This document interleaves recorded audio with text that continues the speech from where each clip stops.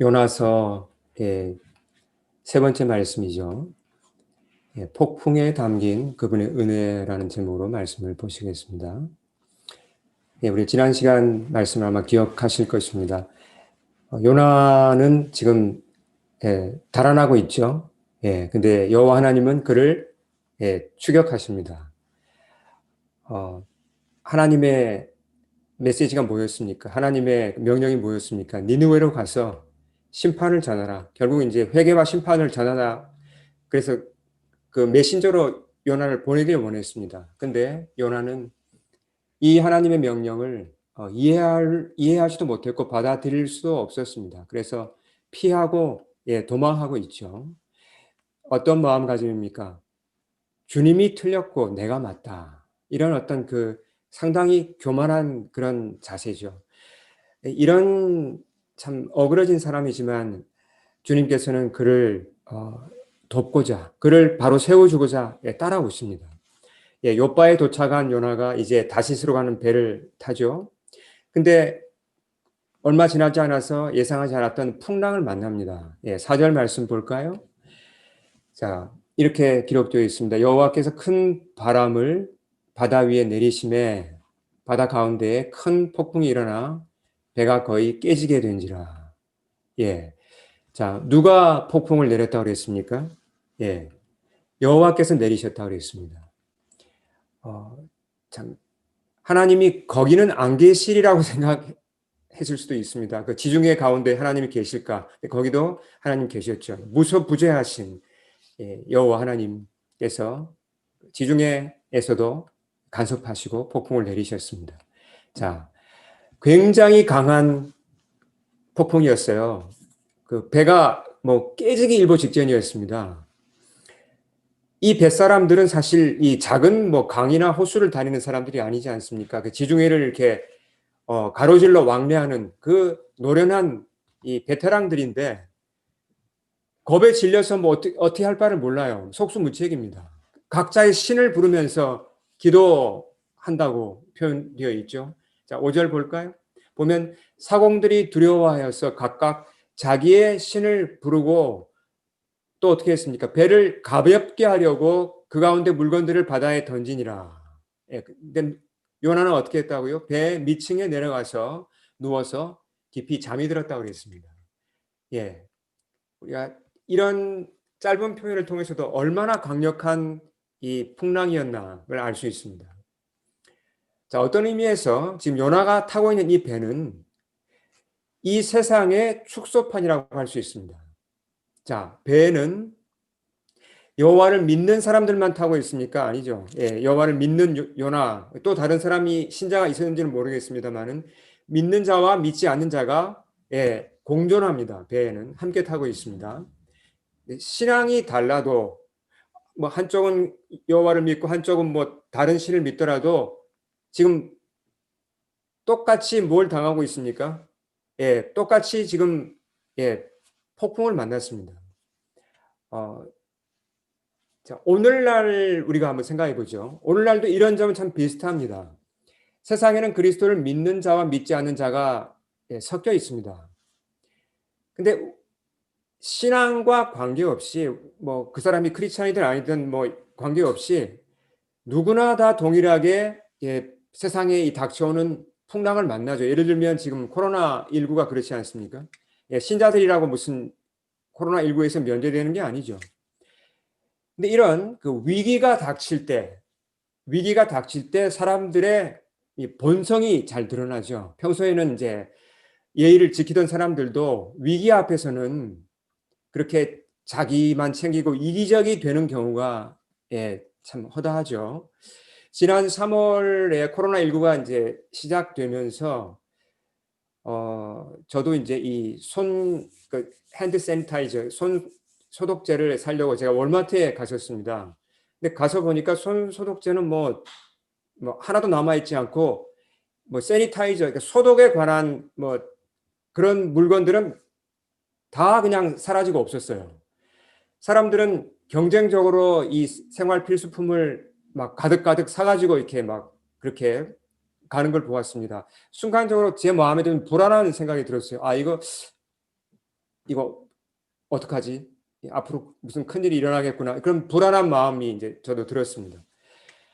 근데 이제 잠시 후에 회개했죠. 주님을 보면서 내가 이럴 게 아니지. 주님을 보면서 주님을 바라보면서 안정을 되찾고 이럴 때일수록 이 위기 때일수록 우리 믿는 자들이 정말 정말 크리스찬답게 살아야 되는구나. 그래야지 하나님이 우리를 통해서 일을 하시는구나. 다시 한번 그런 진리를 제가 확인할 수 있었습니다. 자, 그러니까 위기 앞에서 사람이 정말 쉽게 본성이 드러나죠. 예, 아무리 숨기고자 해도 숨길 수 없는 그런 상황들이 다가옵니다. 근데 요나서를 보면요, 오늘 이 본문을 보면 이 위기가 닥쳤을 때, 폭풍이 닥쳤을 때 여호와를 믿는 자와 그렇지 않는 자를 대조하고 있어요. 자, 먼저 그 여호와를 믿지 않는 자들, 이 선원들, 선장을 비롯해서 선원들은 이교도들입니다. 예, 다른 우상을 섬기는 사람들이죠. 이 사람들의 행동을 먼저 보겠습니다. 어떻게 합니까? 배를 구하기 위해, 승객들을 구하기 위해서 최선을 다합니다.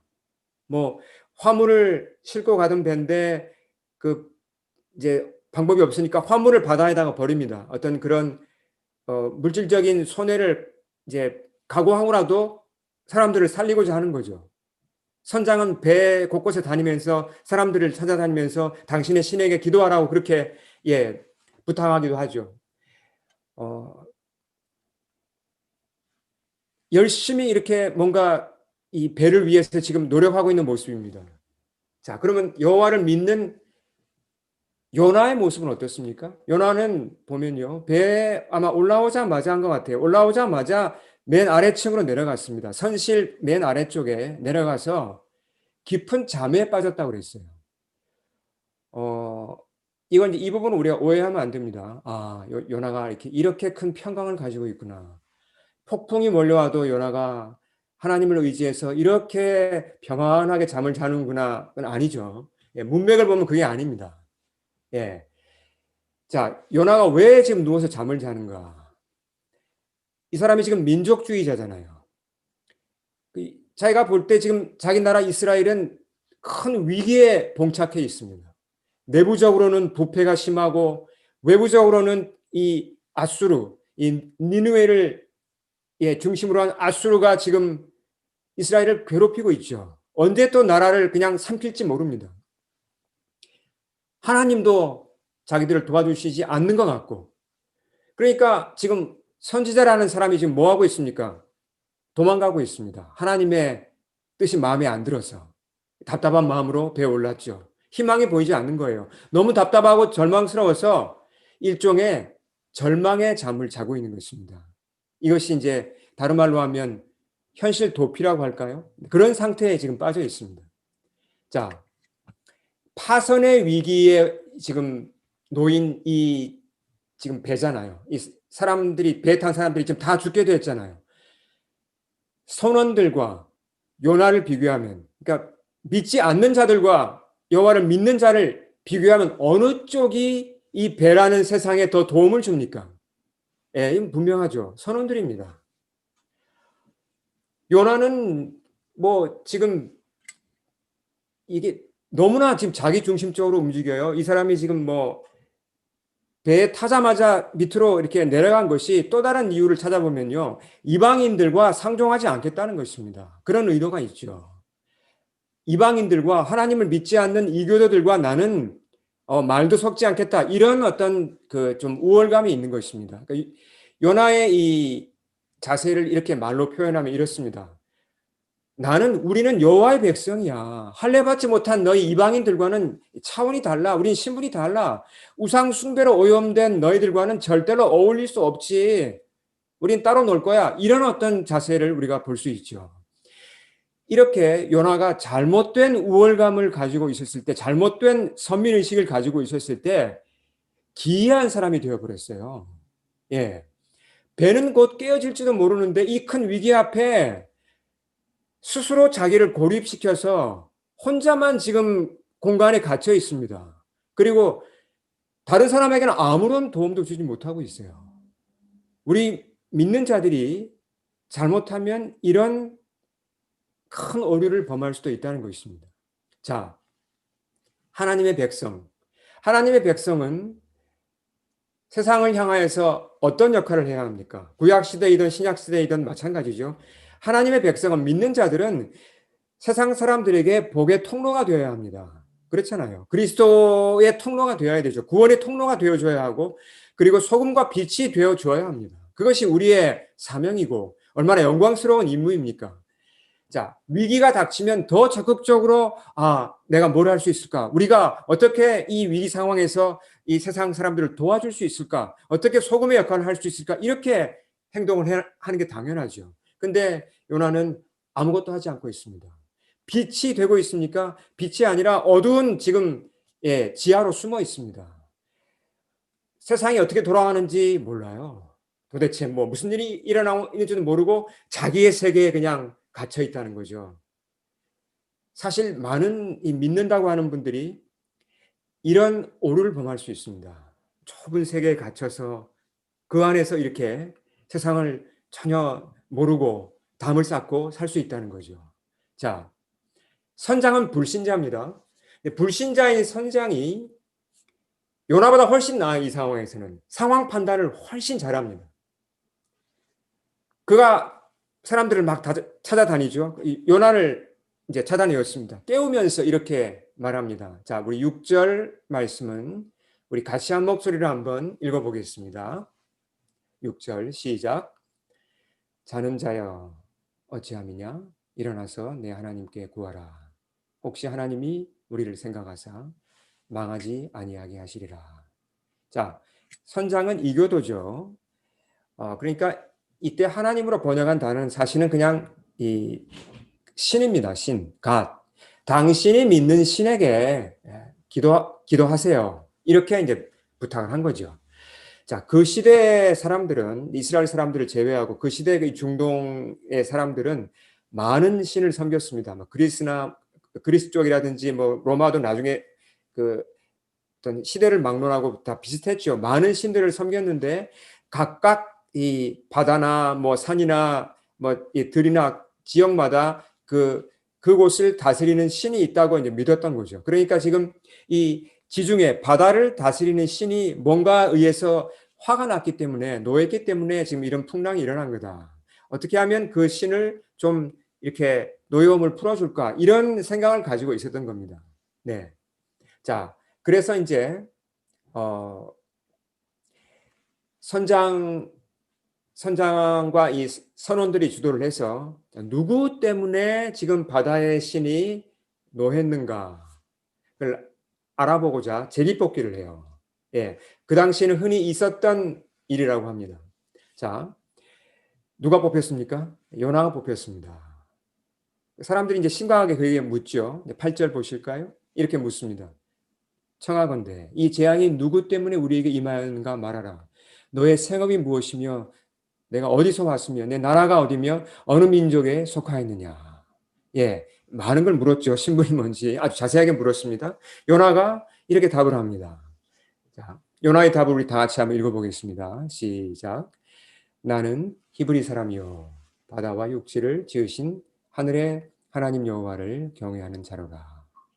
자, 이렇게 자기 신분을 그가 밝힙니다.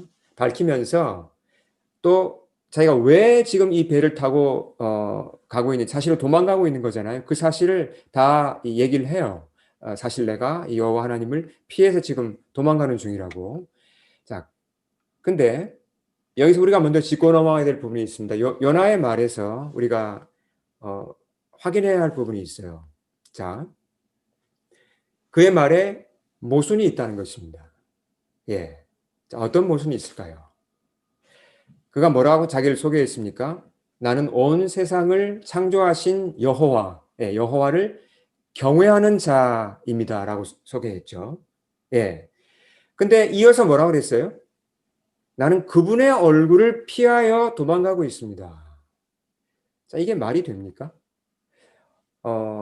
여호와께서 온 우주를 창조하신 그런 하나님이라면 그리고 그분을 경외한다면, 그렇게 높은 분을 경외한다면 그분의 명령에 불순종하고 도망갈 수 있습니까? 이거 그렇게 함부로 할 수 있는 게 아니죠. 예. 자, 물론 니느웨로 가서 이 심판의 메시지를 전하라고 하신 그 이 여호와의 명령이 순종하기 어려울 수 있습니다. 예. 뭐 무서울 수도 있고 뭐 또 이렇게 여러 가지 이유로 정말 이렇게 그 말씀을 따라가기 어려울 수 있습니다. 그래서 피하여 도망갈 수 있습니다. 사람이 약하니까 그럴 수 있어요. 자, 그렇지만 이렇게 여호와가 명령하셨는데 그걸 내가 순종하지 못하면서 도망가면서 이 말은 못한다는 것입니다. 저는 여호와를 경외하는 자입니다. 이 말 할 수 있습니까? 아니죠. 그것은 경외하는 게 아니죠. 솔직하게 얘기를 해야 됩니다. 뭐라고 얘기를 해야 됩니까? 저는 그분의 명령을 받았지만 순종하지 못했습니다. 그분 뜻이 제 뜻과 안 맞습니다. 화가 났습니다. 도대체 모르겠습니다. 이렇게 말을 하는 게 맞지 않습니까? 자, 요나에게 지금 문제가 있습니다. 신앙적으로 여러 가지 문제가 있는 것이 지금 드러나고 있는데요.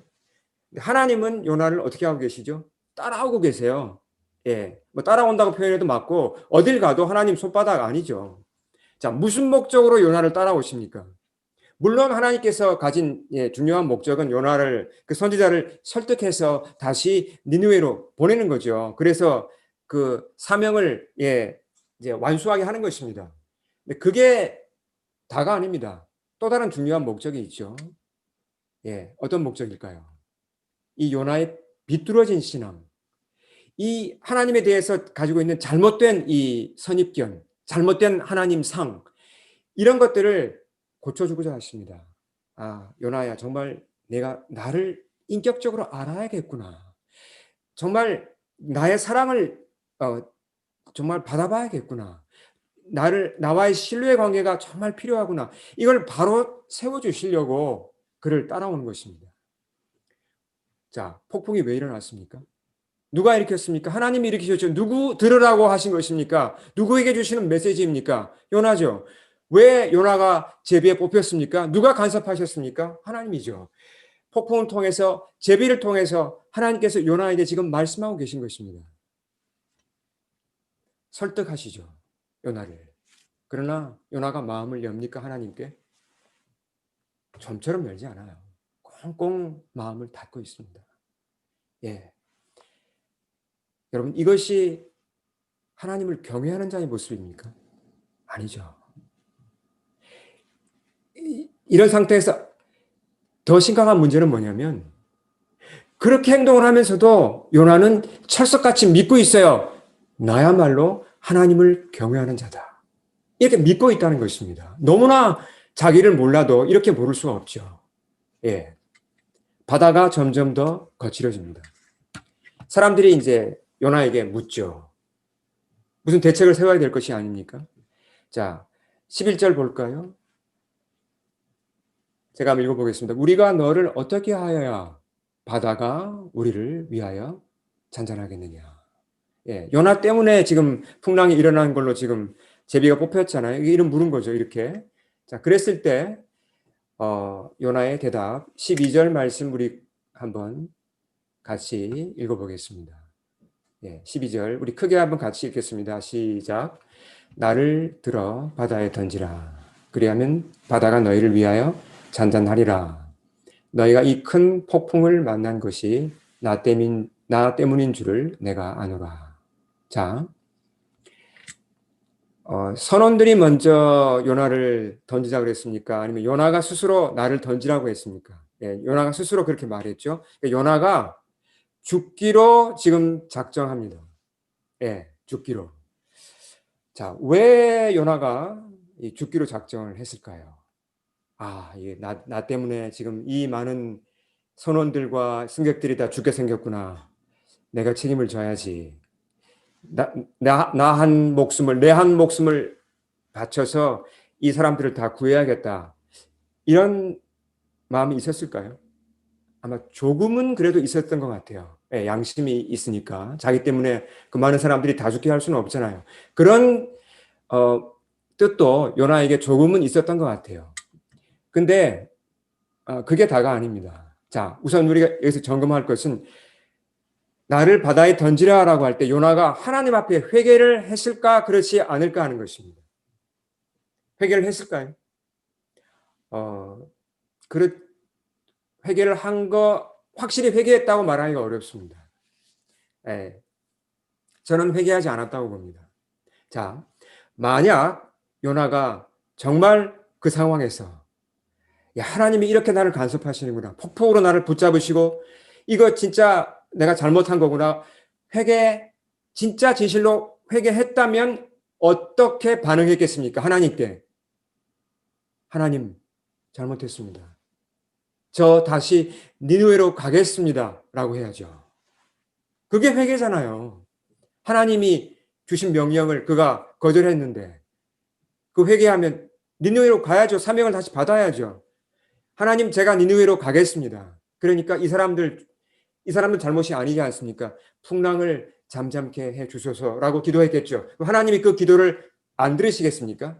당연히 들어주시겠죠. 요나가 근데 그런 식으로 기도했습니까? 전혀 그런 기도를 하지 않았습니다. 그냥 죽겠다고 한 것입니다. 자, 요나가 죽으면 그가 니느웨에 갈 필요가 있습니까? 뭐 못 가는 거죠, 죽으면. 심판의 메시지도 전할 수 없는 것입니다. 그러니까 지금 요나의 지금 자세는 회개한 게 아니고 아주 편협한 이 민족주의자의 기질이 드러나는 거죠. 차라리 죽자. 우리 원수인 그 니느웨 사람들을 가서 회개하라고 심판의 메시지를 전했다가 그 사람들 회개하면 그 하나님이 심판하지 않을 거고 더 강성해질 거고 우리나라가 망할 건데 그 일을 내가 어떻게 하냐. 나는 못한다. 차라리 여기서 죽겠습니다. 라고 하는 거죠. 자, 요나는 이스라엘 사람이지 않습니까? 선지자죠. 성경도 많이 압니다. 신앙생활에 익숙합니다. 근데 하나님께 대한 자세는 아주 비뚤어져 있습니다. 그리고 대단히 교만하죠. 예. 자, 요나와 요나는 믿는 자죠. 믿지 않는 자는 누굽니까? 예, 선원들을 다시 한번 비교해 보겠습니다. 선원들은 겸손한 모습을 보여요. 하나님 앞에서도. 자, 여호와라는 신이 계시다. 여호와라는 신이 저 히브리인 요나 때문에 이 폭풍을 일으켰다라는 걸 그들이 알게 되었습니다. 예. 자, 여호와라는 이름을 아마 처음 들어봤겠죠. 요나가 뭐라고 그랬습니까? 나를 바다에 던지라. 그럼 얼른 그 말대로 하면 되죠. 저 친구 바다에 던지면 바다가 잔잔해지겠구나. 빨리 그냥 던져버리면 해결될 텐데 선원들이 그렇게 하지 않아요. 어떻게 해서라도 요나를 죽이지 않고 이 풍랑을 피할 방법을 찾아보려고 합니다. 그래서 열심히 노를 저어서 가까운 육지로 배를 이렇게 몰아가려고 합니다. 근데 너무 풍랑이 심하니까 그게 불가능합니다. 최선을 다했지만 요나를 살려보고자 최선을 다했지만 안 되니까 하는 수 없이 요나가 말한 대로 그제서야 이제 하는 수 없이 바다에 요나를 던집니다. 이렇게 기도를 하고 던지죠. 자, 14절은 굉장히 중요합니다. 14절 우리 한 목소리로 크게 같이 읽어보겠습니다. 시작. 여호와여 구하고 구하오니 이 사람의 생명 때문에 우리를 멸망시키지 마옵소서. 무죄한 피를 우리에게 돌리지 마옵소서. 주 여호와께서는 주의 뜻대로 행하심이니이다. 자, 이 사람들이 그 요나의 신을 뭐라고 불렀습니까? 예, 여호와라고 불렀습니다. 두 번이나 나와요. 여호와라는 이름이.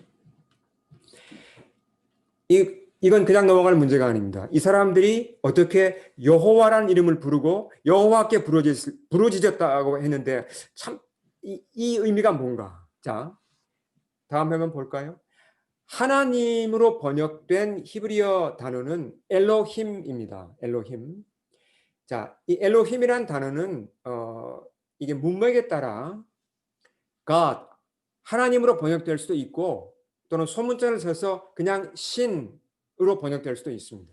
물론 복수로 뭐 신들 이렇게 번역될 수도 있죠. 그러니까 문맥을 보고 이게 성경에 하나님을 뜻하는 건지 아니면 다른 우상을 뜻하는 건지 우리가 구별을 해서 써야 합니다. 그러니까 이방인들이 엘로힘이란 단어를 쓰면 그때는 대부분 자기네 신이에요. 이 여호와 하나님이 아니라. 예. 이 뱃사람들이 선장이 처음에는 그냥 엘로힘이라는 단어를 썼죠. 요나에게 너의 신에게 기도하라는 말을 썼지 않습니까? 근데 이제 이 뱃사람들이 여호와라는 단어를 사용합니다. 요나를 통해서 알게 된 그 여호와 하나님께 기도합니다. 뭔가 큰 변화가 일어났다는 것입니다. 그들의 마음에. 여호와 하나님을 이제 그 짧은 시간에 알기 시작한 거죠. 자, 요나를 바다에 던지자마자 어떤 일이 일어났습니까? 16절도 우리 크게 한번 읽어보겠습니다. 16절. 자, 시작. 그 사람들이 여호와를 크게 두려워하여 여호와께 제물을 드리고 서원을 하였더라. 자, 요나를 던지니까 바다가 잔잔해졌죠. 여기서 이제 짧게 짚고 넘어갈 것은 아마 다음 시간에 좀 자세히 할 내용이긴 하지만요. 자, 요나가 희생됨으로 말미암아 지금 배에 탄 사람들이 다 살아났습니다. 배라는 작은 세상에 있는 사람들이 다 살아났습니다. 이것이 사실은 장차 오실 누구에 대한 예표죠? 그리스도입니다. 요나가 죽는다고 그 세상 사람들이 살아나는 건 아니죠. 그리스도께서 우리를 대신해서 희생 당하셨기 때문에 세상 사람들이 우리가 구원을 얻는다는 예표가 여기서도 하나 드러납니다. 자, 다시 말씀으로 돌아가겠습니다. 자, 이제 이 뱃사람들이 더 크게 놀라요. 왜 그러냐면 이 노련한 지금 뱃사람들이잖아요. 베테랑 이 바닷사람들이잖아요. 근데 그렇게 험한 이 폭풍이 요나를 던지자마자 순식간에 잔잔해졌습니다. 인간적으로 이건 너무나 분명한 기적이죠. 신적인 힘이 개입되지 않으면 일어날 수 없는 일입니다. 그래서 이 여호와께서 하신 걸 알면서 자, 누구를 크게 두려워했다고 그랬습니까? 여호와를 크게 두려워했다고 그랬습니다. 자, 여호와를 크게 두려워했다는 것은 다른 말로 하면 그들이 여호와를 만났다는 것입니다. 여러분, 하나님을 만나면 설명이 잘 안 되는 그런 게 있습니다. 하나님을 정말 만나면 영혼의 떨림이 있습니다. 경험하신 분들은 그 이해하시죠? 영혼의 떨림이 와요. 그분이시구나. 이분이 하나님이시구나. 그 떨림이 이 사람들에게 왔다는 것입니다. 그리고 어떻게 했죠? 자연스럽게 그분께 경배드린 것입니다. 자, 다시스로 가는 이 배가 뭐라고 그랬습니까? 뭘 의미할 수 있다고 그랬죠? 이 배는 세상의 축소판이라고 했습니다. 이 배에서 누가 여호와를 경외했습니까? 히브리인입니까? 선지자입니까? 히브리인이고 선지자인 요나가 아니었습니다. 누가 여호와를 진정으로 경외했습니까? 두려워했습니까? 뱃사람들입니다. 참 그 놀라운 얘기를 하는 것입니다. 이렇게 오래 하나님을 안다고 한 사람은 제대로 모르는 것입니다. 지금 하나님을. 이제 갓 믿기 시작한 이 뱃사람들이 여호와를 만나고 여호와를 경외하고 경배하는 것입니다. 우리는 살아가면서 때로 폭풍을 만나죠. 지난 1월에 12월부터 시작해서 이제 1월 그 사이에 저의 어머님이 돌아가셨죠. 그때 저와 가족들을 위해서 기도해 주신 성도님들 다시 한번 이제 감사 말씀을 드립니다. 근데 그 어머님의 이 떠나심이 제게는 하나의 그 폭풍이 되었습니다. 폭풍이 와서 저를 흔드는 것처럼 괴로움을 겪었습니다. 어머님이 수년 동안 시력을 거의 이제 잃어버리시고 다리에 기운이 없어서 혼자서는 거동을 못 하셨는데 캐나다에 있는 아들이 어머니를 위해서 할 수 있는 것이라고는 고작 그냥 전화 걸어서 대화하는 정도, 그 이상 할 수 있는 게 없었습니다. 어머님이 살아 계실 때도 정말 죄송했고 돌아가신 후에는 더 참 이 죄송한 마음에 제가 가슴이 아팠고, 또 옆에 계신 아버님이나 또 한국에 있는 제 동생에게도 정말 미안했습니다.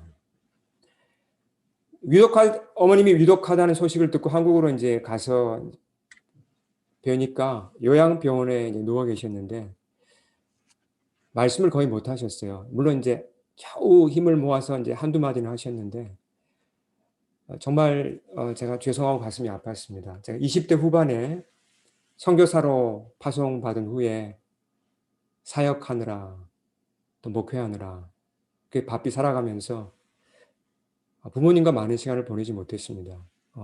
부모님을 잘 모시지 못한 거죠. 그 부분이 참 마음에 많이 걸렸습니다. 물론 하나님께서 부모님과 저 사이에 또 하나님이 주신 위로들이 있습니다. 그렇지만 그거와는 별개로 제가 너무나 외국에 오래 있었기 때문에 너무나 사역하느라고 그쪽에 시간을 들이다 보니까 피치 못하게 부모님에게 좀 소홀히 대한 부분이 많았습니다. 게다가 또 저 자신을 돌아보니까 목회자로서 여전히 미숙하고 이 허점투성인 제 모습이 보이면서 참 또 실망스러웠습니다. 아들로서도 자격 미달인 것 같고 목회자로서도 뭐 비슷한 그런 자격 미달인 것 같은 그런 이제 저를 보면서 참 이렇게 낙심이 밀려왔습니다. 풍랑이었죠, 제게는. 근데 그 풍랑 속에서 감사하게도 주님이 제게 하나님의 은혜가 무엇인지 다시 한번 가르쳐 주셨습니다. 여러 말씀으로 저를 도와주셨는데 그중에 한 말씀을 같이 보겠습니다. 로마서 3장 23절부터 24절 말씀 우리 같이 한번 볼까요? 제가 한번 읽어보겠습니다. 모든 사람이 죄를 범하였음에 하나님의 영광에 이르지 못하더니 그리스도 예수 안에 있는 속량으로 말미암아 하나님의 은혜로 값없이 의롭다 하심을 얻은 자 되었느니라. 이 말씀을 포함해서 하나님의 말씀들이 저를 흔들어 깨웠습니다. 특히 은혜에 관한 말씀들이. 저는 본래 아무런 자격이 없는 자였죠. 뭐 구원받을 자격도 없고 뭐 하나님의 자녀가 될 자격 이런 거 아무것도 없었습니다. 하나님 먼저 찾지도 않았죠. 그럼에도 불구하고 저를 사랑하셔서 저를 위해 죽으신 예수님 덕분에 제가 주를 알게 되고 만나고 거듭나 새 생명을 얻은 것이죠. 그리고 또 이런 그 사역을 할 수 있는 이런 복된 삶으로 인도를 받았습니다. 자, 이 모든 선물들을 제가 제 노력으로 받았습니까? 아니잖아요. 순전히 이 놀라운 선물들을 거저 받았습니다. 자, 그래서 제가 그 당시에 자신을 돌아보았습니다. 그러면 지금은 내가 무슨 자격이 있나? 하나님 앞에. 없죠. 제가 하나님 앞에 내세울 자격은 과거에도 없고 지금도 없고 미래에도 없을 것입니다. 저는 자격이 없습니다. 신앙생활을 한 지 제가 거의 36년이 되었지만 저의 공로로 뭐 하나님께 인정받을 수 있는 것은 하나도 없습니다. 그러니까 헛된 자존심을 갖는다든지 헛된 뭐 공로를 생각한다든지 나의 공로 생각한다, 그건 다 망상이고 뭔가 잘못 짚은 거죠. 아니면 사탄에서 속는 것입니다. 자격이 있어서 하나님이 저를 예뻐하시거나 받아주시거나 그렇게 인도하시는 게 아니잖아요. 그 사실을 제가 다시 한번 깊이 깨닫게 되었습니다. 아, 그렇구나. 이게 참 신비구나. 나 같은 자가 뭐라고? 뭐 볼 게 있다고 하나님이 나를 이렇게 사랑하시는가? 뭐 이렇게 오랫동안 나를 포기하지 않고 키워가시는가? 이해를 다 못하죠. 이건 신비한 주님의 이 신비에 감춰진 사랑입니다. 분명한 것은 그게 사실이라는 거예요. 주님이 저를 사랑하시고 그리고 값없이 언제나 값없이 제게 가장 좋은 것들을 주고 계시다는 것. 이건 사실입니다. 이렇게 하나님의 은혜를 더 조금씩 더 알아가면 갈수록 제 내면에 제 삶에 이 변화들이 일어나는 것을 보았습니다. 그런 풍랑들도 이제 쉽게 이길 수 있고 또 특히 이제 주변에 있는 다른 사람들, 주위 사람들을 대하는 저의 이 마음가짐이나 태도에도 점점 더 변화가 일어나기 시작했어요. 그 보다 깊이 그 이 사람들의 이 연약한 점, 약점 이해할 수 있는 마음이 생기더라고요.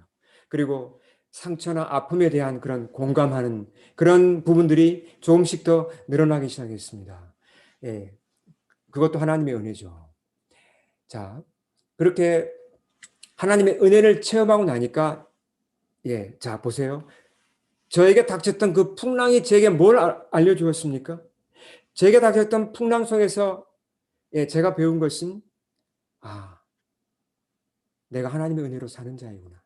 하나님의 은혜가 이렇게 큰 것이구나. 하나님의 은혜면 족하구나. 이것을 다시 한번 깊이 배운 것이죠. 폭풍하고 관련하여서는 우리가 배울 게 참 많습니다. 얼마나 성경에 신구약을 다 통틀어 봐도 폭풍을 통하여 환란을 통하여 하나님이 우리에게 가르치는 교훈들이 정말 많죠. 그 가운데 중요한 하나가 오늘 요나서에 나온 것이고 바로 제가 배운 것입니다. 자, 주님은 풍랑을 통하여서 그 요나와 함께 사람들이 그 배에 탄 사람들에게 메시지를 전하셨죠. 어떤 메시지입니까? 그 메시지의 핵심이 바로 하나님의 은혜입니다. 자, 은혜가 뭐죠? 다시 한번 우리 복습해 볼까요? 은혜가 뭐죠? 성경이 말하는 은혜가 무엇입니까? 그것은 받을 자격이 있는 자입니까? 없는 자입니까? 받을 자격이 없는 자에게 주시는 선물이에요. 하나님이 주시는 선물. 값을 내고 받는 것입니까? 아니죠. 값없이 주시는 선물이 그것이 은혜입니다. 자, 뱃사람들 한번 생각해 볼까요? 그 사람들 이교도들입니다. 우상을 섬기는 사람들입니다. 하나님의 법대로 하면 그 사람들 심판을 받아서 영원한 멸망에 떨어져야 합니다. 근데 그 짧은 시간 동안 그들이 여호와 하나님에 대해서 알게 되고 여호와 하나님을 받아들이고 그의 이름을 불렀을 때 어떤 일이 일어났습니까? 여호와 하나님께서 그들을 구원하셨습니다. 그들을 만나 주셨어요. 이렇게 죄 많은 우상 숭배자라 할지라도 회개하고 여호와의 이름만 부르면 주님은 그를 뜨겁게 환영하시며 구원이라는 이 놀라운 선물을 주시는 것입니다. 얼마나 은혜가 풍성한 분이십니까? 자, 선원들은 그런데 요나는 어떻습니까? 선원들은 이 풍랑 앞에서 마음을 열고 여호와의 은혜를 체험했죠. 자, 똑같은 풍랑입니다. 요나는 주님의 은혜를 체험했습니까? 아니요. 요나는 하나님께 마음을 열었습니까? 아니요. 왜요? 왜 은혜를 못 받죠? 왜 주님을 체험 못하죠? 자, 아이러니하게도 요나가 여기서 하나님의 은혜를 체험 못한 것은요. 요나가 보니까 하나님이 너무 은혜로우세요. 지나치게 은혜로워요. 아니 이스라엘을 괴롭히는 악하고 잔인한 저 니느웨 사람들, 저 사람들은 즉시 심판하셔야지 하나님이 왜 저 악당들에게도 구원을 주시려고 해? 아니 하나님이 그렇게 은혜로워도 되는 거예요? 나는 못 받아들여. 지금 이런 자세입니다. 그러니까 마음이 콱 막혔어요. 참 아이러니하죠. 자, 제가 요나에게 얘기를 할 수 있다면 이렇게 한번 얘기를 해보고 싶습니다. 요나 선지자님, 주님이 보시기에 당신이나 뱃사람들이나 니느웨 사람들이나 모두 하나님의 진노를 피할 수 없습니다. 다 죄인이잖아요. 오직 하나님의 은혜만으로 용서받고 구원받을 수 있습니다. 제가 이렇게 이제 얘기를 해드리고 싶어요. 자, 만약에 이렇게 얘기한다 해도 이 당시 이 배에 타고 있는 요나라면 어떤 식의 대답을 하겠습니까? 오늘 우리가 본 이 시점에 있는 요나라면 아마 이렇게 답을 할 것입니다. 물론 저도 죄인입니다. 물론 저도 제게도 허물이 있습니다. 하지만 저를 저 이교도들과 비교하지 마세요. 같은 부류로 취급하는 거 불쾌합니다. 이렇게 답을 할 것입니다. 뭔가 꼬인 거예요, 지금.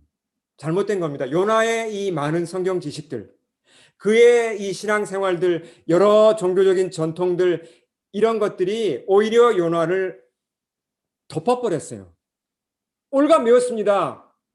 무엇을 못 보게? 하나님의 은혜를 보지 못하도록, 체험하지 못하도록 그냥 올가맨 겁니다. 묶어버린 것입니다. 잘못된 성경 지식을 가진 거죠. 비뚤어진 잘못 배운 것입니다. 이 뭔가 이 오염된 전통을 배운 것입니다. 바로 잡아야죠. 그래서 하나님의 깊은 관심은 어떻게 하면 이 요나를 살릴 것인가? 이렇게 병든 신앙으로 당신을 제대로 알지 못하는 이 요나를 어떻게 구원할 것인가? 그 관심 가운데 하나님은 끝까지 요나를 따라오십니다. 그것이 요나서 전체를 흐르는 중요한 주제입니다. 함께 선포된 말씀 앞에 우리 기도하겠습니다. 이 요나서 말씀은 요나만을 위해 주신 것이 아닙니다. 우리에게도 주신 말씀입니다.